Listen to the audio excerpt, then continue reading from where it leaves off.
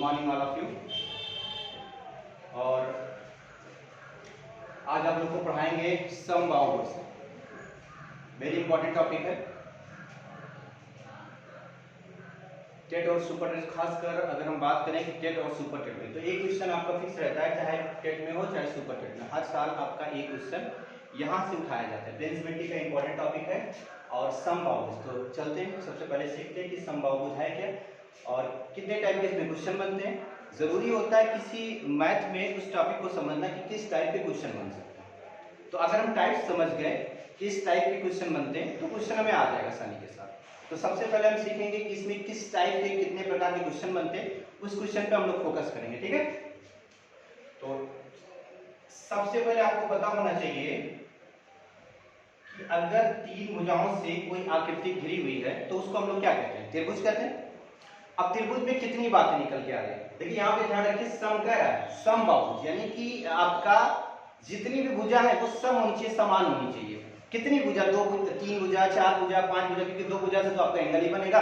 जब तक तीन भुजा शामिल नहीं होगा तब तक आपका आंतरिक कोण नहीं बन पाएगा। ठीक है, तो सबसे पहले हम बात करेंगे, इसी टॉपिक से हम समझ लेते हैं कि किस प्रकार का क्वेश्चन बनेगा और कितने टाइप के क्वेश्चन बनेंगे। तो हम बात करते हैं त्रिभुज की। एक त्रिभुज हो गया ए, बी और सी हो गया। एक त्रिभुज है ए, बी और सी। अब इस त्रिभुज में हम लोग देख रहे हैं कि तीन भुजा हो गया और उसके बाद तीन कोण भी हो गया। तो अगर तीनों भुजा बराबर है तो इसका मतलब क्या होगा? तीनों भुजा अगर बराबर है तो तीनों कोण भी क्या होगा? बराबर होगा। तो आप लोग को पता होना चाहिए कि त्रिभुज के तीनों कोणों का योग कितना होता है? 360 होता है। तो अगर 360 होता है तो अगर हम डिवाइड करेंगे बराबर भागों में तीनों को, तो ये आपका कितना हो जाएगा? 60-60 हो जाएगा। ठीक है, अब देखिए कितने प्रकार से आपका क्वेश्चन बन सकता है। अगर किसी भुजा को बढ़ा दें, ठीक है, किसी भुजा को मान लो हमने बढ़ा दिया, इस भुजा को बढ़ा दिया, कहां तक बढ़ा दिया? डी तक बढ़ा दिया। अगर डी तक बढ़ा दिया तो ये हमारा हो जाएगा बाह्य कोण। क्या हो जाएगा? बाह्य कोण। और आप लोग को पता होना चाहिए कि एक सरल रेखा यानी सीधी रेखा पर कितने अंश का कोण होता है? 180 अंश का कोण होता है। तो आप देख रहे हो कि अगर हम BC को बढ़ाएंगे तो एक सरल रेखा हो जाएगा। तो ये जो कोण बनेगा वो कितना बनेगा? 180 अंश का कोण बनेगा। तो इधर का अगर आपका 60 अंश का हुआ तो ये आपका कितना बनेगा? 120 का बनेगा। अर्थात त्रिभुज का, अगर कोई त्रिभुज है, तीनों भुजा अगर बराबर है तो उसका आंतरिक कोण, प्रत्येक कोण यानी आंतरिक कोण जो बनेगा वो कितने डिग्री का बनेगा? 60 डिग्री का बनेगा।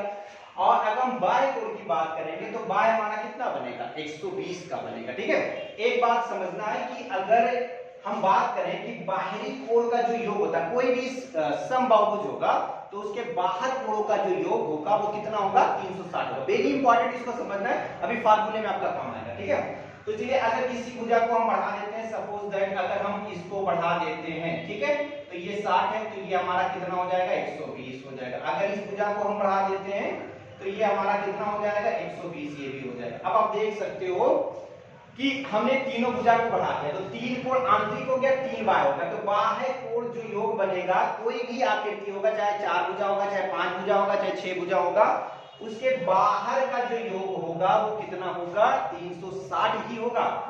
तो 120 ये हो गया, 120 ये हो गया, 120 ये हो गया, अर्थात 12 या 36 हो गया। इसका मतलब 360 हो गया। चलिए ठीक है, अब कितने प्रकार से क्वेश्चन बनेंगे आप लोग बताइए, कितने प्रकार से क्वेश्चन बन सकते हैं? समझिए जरा।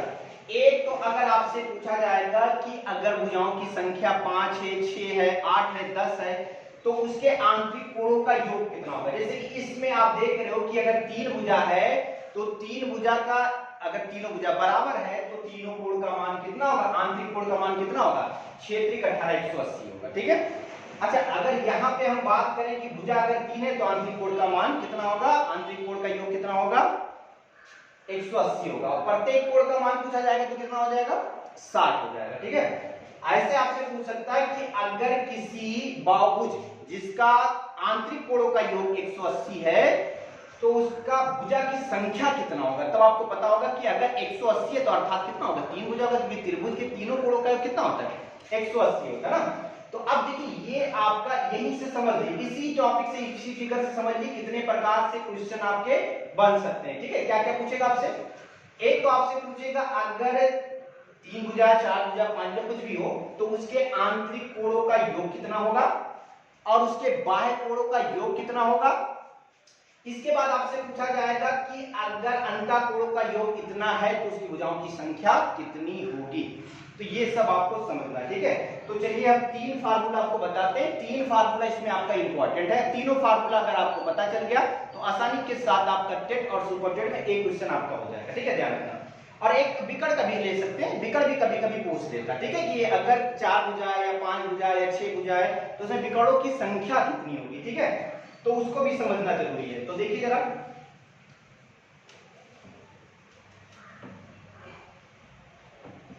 सबसे पहला फार्मूला क्या बनेगा। सबसे पहला फार्मूला आपका बनेगा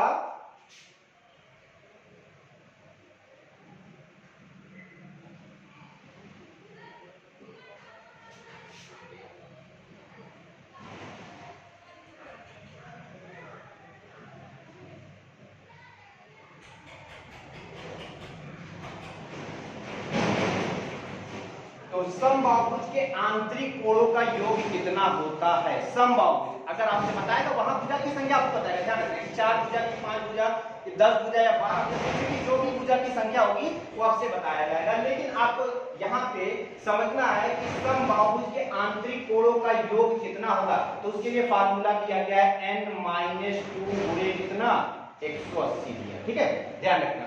यहाँ पर n मतलब होता है भुजाओं की संख्या, जितनी भी भुजा होगी 5 होगा 6 होगा 7 होगा 8 होगा, जो भी भुजा की संख्या होगा यहाँ पे आप आसानी के साथ रख देना और उसके आंतरिक कोणों का मान आपको पता चल जाएगा, ठीक है। अब दूसरा जो हमको समझना है वो दूसरा क्या है आपका, बताइए दूसरा आपका क्या बनेगा। दूसरा आपका बनेगा बाह्य कोण का मान कितना बनेगा, ठीक है, या बाह्य कोण का मान बनेगा, या आप इसमें समझ सकते हो कि अगर आंतरिक कोण का मान कितना हुआ, आंतरिक कोणों का योग कितना हुआ तो प्रत्येक कोण का मान कितना होगा, ठीक है। अगर कोणों का योग पता चल गया कि आंतरिक कोणों का योग कितना है तो प्रत्येक कोण कितना होगा, ठीक है। तो बताइए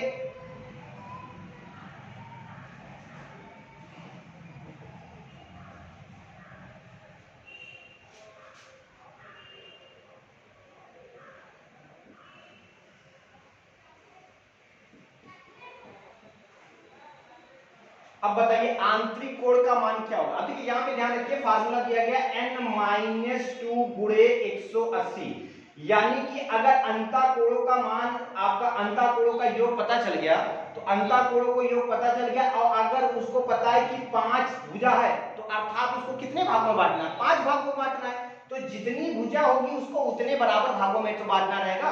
तो अर्थात यहाँ पे क्या हो जाएगा कि n-2 गुणे 180 बटे कितना कर देंगे n कर देंगे, यानी कि आंतरिक कोण का अगर मान निकालना होगा तो उसके लिए फार्मूला दिया गया है n-2 गुणे 180 बटे कितना n हो जाएगा, ठीक है।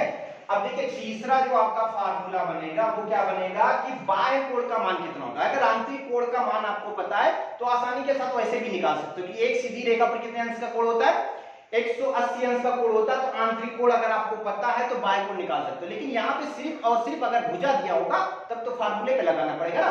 आंतरिक कोण का मान ना दिया होगा, सीधा सीधा आपको भुजा दिया गया कि 10 भुजा है तो उसके बाह्य कोण का मान कितना होगा, तब तो हमको फार्मूला समझना पड़ेगा। देखिए जरा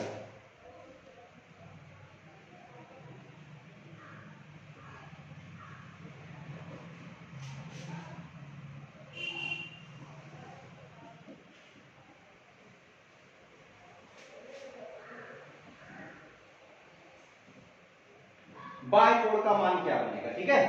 अब बताइए आपको मैंने अभी बताया था कि बाह्य कोणों का जो योग होता है किसी भी फिगर का, चाहे 10 भुजा हो चाहे 5 भुजा हो या 8 भुजा हो, तो उसके बाहरी कोण का जो योग होता है वो कितना होता है 360 होता है। तो 360 अगर होता है तो उसको हम लोग क्या करेंगे, जितनी भुजा होगा उतना भुजा में तो बांटेंगे। तो मान लीजिए कि भुजाओं की संख्या कितनी है n है तो n भुजा में बांट देंगे, ठीक है, ये आपका हो गया। अब इसके बाद एक आखिरी जो आपका बचता है विकर्णों की संख्या। अगर किसी बहुभुज के भुजाओं की संख्या 8 है 10 है 12 है तो उसके विकर्ण कितने बनेंगे। विकर्ण का मतलब आप जानते हैं ना, जो समूह कोणों को मिलाने वाली रेखा को हम लोग क्या कहते हैं, विकर्ण कहते हैं। तो आपका जो चौथा बनेगा, लास्ट जो आपका बनेगा वो आपका बनेगा सम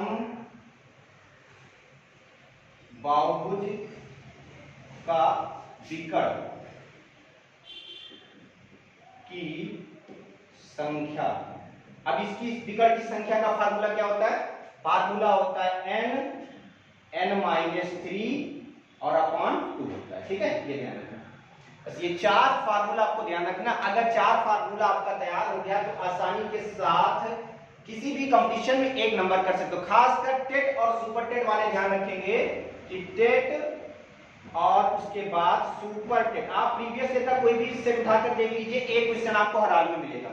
तो एक क्वेश्चन आपका 101% हो जाएगा अगर आप ये 4 फार्मूला तैयार कर लेते हो। ठीक है, सबसे पहले आपको ध्यान रखना है कि समबाहुभुज के आंतरिक कोणों का योग कितना होता है, n-2 गुणे कितना 180 हो गया।